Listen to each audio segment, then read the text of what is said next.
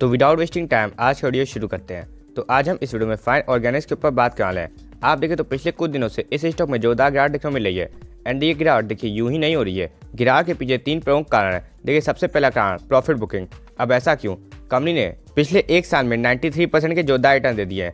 अब देखिए जो लोग नए खिलाड़ी हैं मार्केट में, उन लोग को तो ऐसा लगेगा कि कंपनी काफ़ी शानदार कंपनी है, तो इस कंपनी में इन्वेस्ट करके जरूर चलना चाहिए क्योंकि 93% के रिटर्न दिए एक साल में। लेकिन जो लोग मंजे हुए खिलाड़ी हैं वो लोग जानते हैं कि 93% के रिटर्न दिए हैं, यानी कि यहाँ पे प्रॉफिट बुकिंग की संभावना है। एंड देखिए वही हो रहा है। सेकंड रीजन है कंपनी के क्वार्टरली नतीजे। देखिए अभी तक कंपनी के क्वार्टरली नतीजे आए नहीं है। 10 तारीख को कंपनी के क्वार्टरली नतीजे आने वाले हैं। तो देखिए ट्रेडर्स को ऐसा लगता है कि क्वार्टरली नतीजे पहले अपना थोड़ा प्रॉफिट बुक कर लेना चाहिए, क्योंकि क्वार्टरली नतीजे कंपनी के कैसे आ जाए किसी को क्या मालूम। तो इसीलिए थोड़ा ट्रेडर्स कंजर्वेटिव हो जाते हैं एंड अपने प्रॉफिट को थोड़ा बुक करने की कोशिश करते हैं। एंड देखिए थर्ड सबसे प्रमुख कारण इस कंपनी का एक्सपोर्ट ड्रिवन होना, क्योंकि देखिए इस कंपनी को एक्सपोर्ट से 61% का रेवेन्यू आता है। अब आप देख ही रहे कि बाहर की अधिकतर कंट्रीज में रिसेशन या तो आ चुका है या तो रिसेशन का काफ़ी हद तक खतरा है, जैसे कि यूके, यूएसए, जर्मनी, आप देख ही रहे हैं।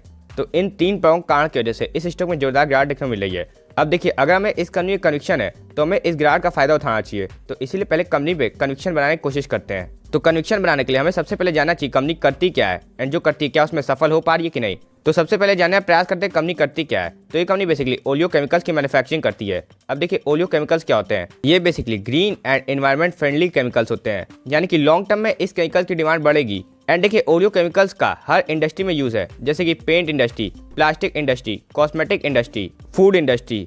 यानी कि आप देख रहे हैं कि ओलियो केमिकल्स की डिमांड हर जगह है, यानी कि ओलियो केमिकल्स की डिमांड आने वाले समय में बढ़ने वाली है। एंड देखिए तब इस कंपनी की डिमांड कैसे बढ़ेगी, क्योंकि ये कंपनी इंडिया में ओलियो केमिकल्स की लार्जेस्ट मैन्युफैक्चरर है। एंड देखिए अगर हम इस कंपनी के क्लाइंट्स की बात करें तभी आपको अंदाजा हो जाएगा कि ये कंपनी कितनी शानदार कंपनी है। तो देखिए इस कंपनी के क्लाइंट्स कोका कोला है, एशियन पेंट्स है, पीडीलाइट है, बर्जर पेंट्स है, पार्ले है। इतनी शानदार कंपनी इस कंपनी के क्लाइंट है, यानी कि अगर इस कंपनी के क्लाइंट्स का बिजनेस लॉन्ग टर्म में ग्रो होगा, जो कि इतनी शानदार कंपनी है तो होना ही चाहिए, तो इस कंपनी का भी बिजनेस लॉन्ग टर्म में ग्रो जरूर होगा। तो हमने जान लिया कि कंपनी करती क्या है। अब जानने का प्रयास करते हैं जो कंपनी करती है क्या उसमें सफल हो पा रही है कि नहीं।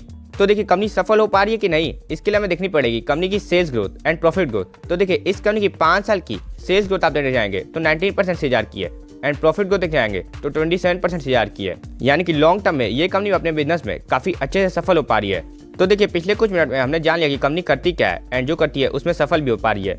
तो इसीलिए हमें इस कंपनी में कन्विक्शन बैठ गया होगा। तो अब हम इस कंपनी की वैल्यूएशन देखने का प्रयास करते हैं, जिससे हम अंदाजा लगा पाए कि करंट मार्केट प्राइस के आसपास ये स्टॉक सस्ता है कि महंगा। तो देखिए इस समय इस कंपनी का पी 50 के आसपास है, जो एक नजर में थोड़ा ज्यादा लगता है। अब चलिए इस पी को इस कंपनी की ग्रोथ के साथ कंपेयर करते हैं। तो देखिए इस कंपनी का पीजी रेशियो 1.8 के आसपास है, यानी कि ग्रोथ के मुकाबले इस कंपनी को 1.8 टाइम ज्यादा पी में रखा है। यानी ग्रोथ के मुकाबले कंपनी का स्टॉक इस समय थोड़ा एक्सपेंसिव है, यानी कि अगर यहाँ से इस स्टॉक में थोड़ी और गिरावट देखने को मिल जाए तो आपको सरप्राइज नहीं होना है। वही देखिए अगर हम इस कंपनी का मैक्स का मीडियन पी बात करें तो सिंपली आ रहा है 49 के आसपास, जिसके हिसाब से आपको स्टॉक फेयरली वैल्यू दिखने लगेगा। लेकिन आपको एक बात समझनी पड़ेगी कि मार्केट इस कंपनी को 49 का पी इसलिए दे रहा है लंबे समय से, क्योंकि मार्केट को ऐसा लग रहा है कि इस कंपनी में पास्ट में जो ग्रोथ आई है वो आगे कुछ समय तक भी आ सकती है। अगर ऐसा नहीं होता है तो मार्केट उस कंपनी को पनिश भी करता है, जैसा कि हमने पिछले कुछ समय काफी कंपनीज के साथ देखा।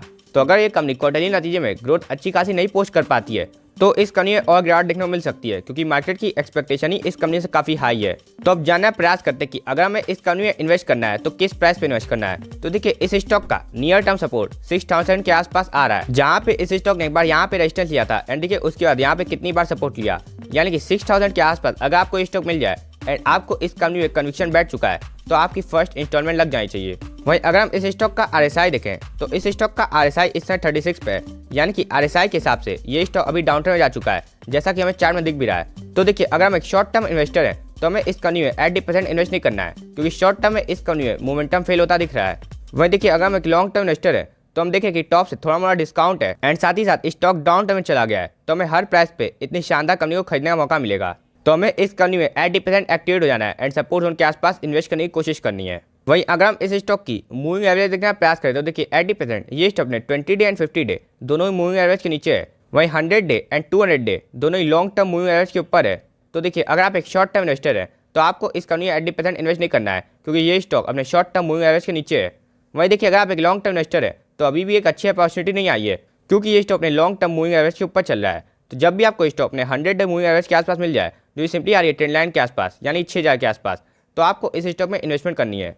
एंड जब ये स्टॉक ने 200 मूविंग एवरेज के आसपास आ जाए, जो कि 5200 के लेवल के आसपास आ रहा है, तो तब हमें इस स्टॉक में और इन्वेस्टमेंट करनी है। वहीं अगर हम इस स्टॉक की हैकेनेस्टिक कैंडलस्टिक देखें तो देखिए यहाँ पे एक फेयर का माहौल बना है।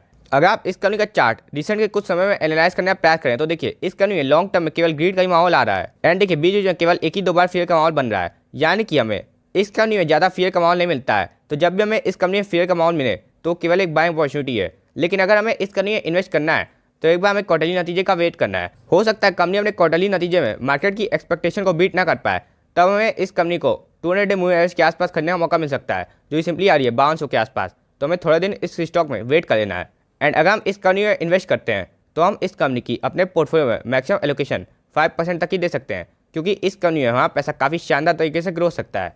एंड अगर अपना पोर्टफोलियो रिव्यू करना चाहते हैं तो आप डिस्क्रिप्शन एंड कमेंट में दी गई जीमेल आईडी पे हमें अपना पोर्टफोलियो भेज सकते हैं। तब तक के लिए आप हंसते रहिए एंड मुस्कुराते रहिए एंड इन्वेस्ट जरूर करते रहिए।